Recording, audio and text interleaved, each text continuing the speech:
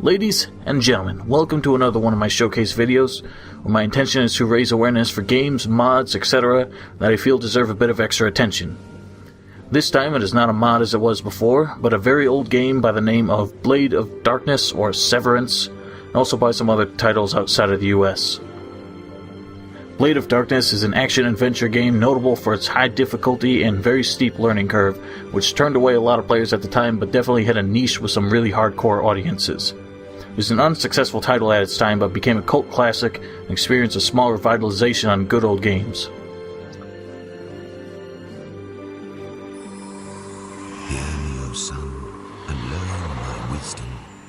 Since the dawn of time, the shadow of evil has lain in wait. Down through the ages his power has grown.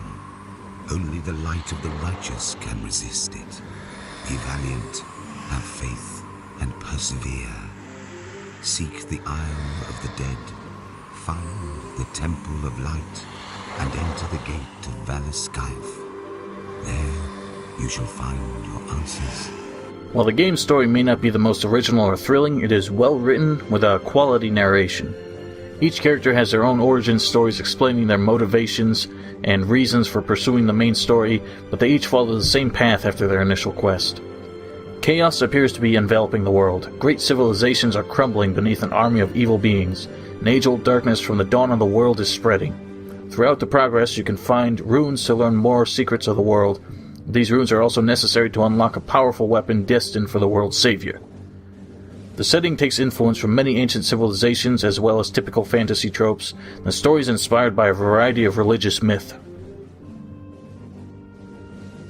The game is much better known for its gameplay, which is famous for being punishing as well as very unique, with comparisons made to games like Dark Souls and Gothic for its steep learning curve but intuitive mechanics once you gain an understanding of them. 4 character classes have unique abilities, weapon proficiencies, and stats. Each plays similarly, but different enough they need to practice and overcome their limitations.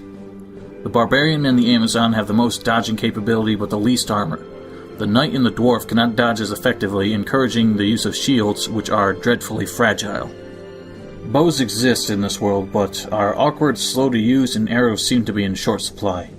You can carry multiple weapons at a time for tactical adaptability and multiple shields in order to replace ones that you break. Using a weapon meant for another class is ineffective, but you may still want to pick up more powerful ones just to throw them at enemies. Combat is brutal, getting hit is very punishing, but you can cut your foe to pieces and use their limbs to pummel their friends. It's not particularly effective, but it's a lot of fun to do. Each class has unique attacks and combos requiring precise use of attack and movement keys. Different weapons offer unique attacks and combos as your character levels up. Leveling up increases health and stamina and opens up new attack combos, but there is no RPG-style level-up system. Instead, you get a flat stat increase and unlock a very specific attack every time you level up. Stamina is extremely important in this game. Running out leaves you immobile and helpless. Stamina is required to attack and perform combos. So while you can stun-lock an enemy with a repeated combo, it would be a very bad idea to sustain it for too long, because if you run out of stamina, you cannot move. Healing can be done with consumable items. Smaller ones are used instantly on the spot, while larger ones can be stored for selective use. Enemies can also use them if you don't kill them quick enough. Enemies can damage each other and even aggro each other, so in a crowd you can try to encourage some infighting to help you out.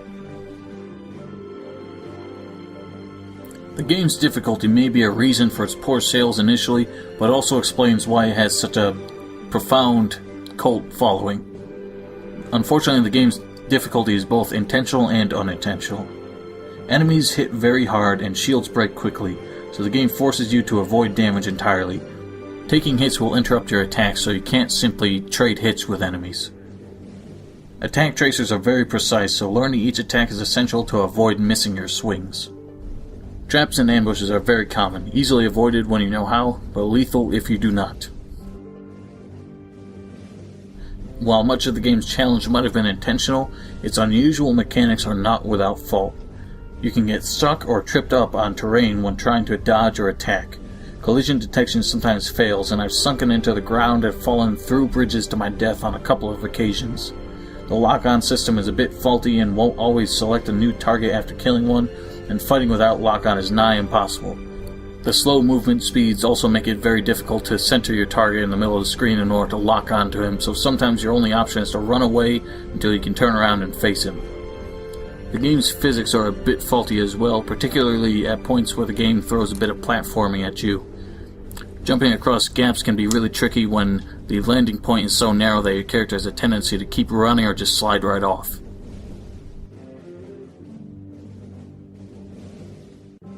Occasionally, the glitches can actually occur in your favor, helpful moments of unintended generosity for those struggling to play it fair.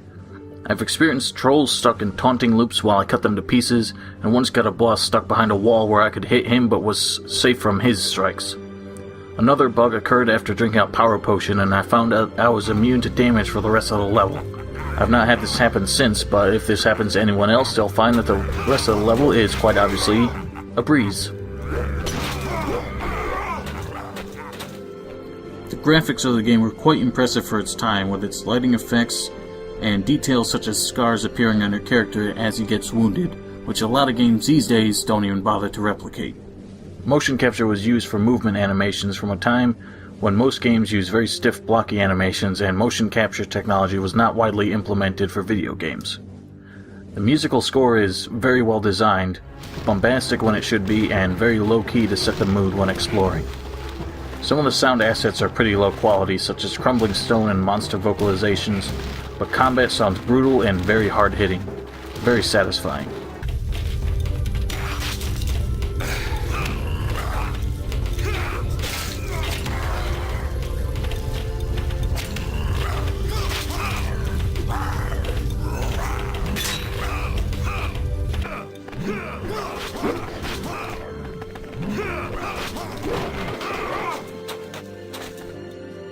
The game overall is buggy but functional. It's well imagined but somewhat of an unpolished gem. Overall, I would say if you're looking for a challenge, an action adventure in a classic style, and have time to spare learning the game's unorthodox mechanics, this game is absolutely worth your dollar. It's available on Good Old Games for $5.99 US, but it may go on sale again as it did when I picked it up. Ladies and gentlemen, I hope you enjoyed this latest showcase video and learned something.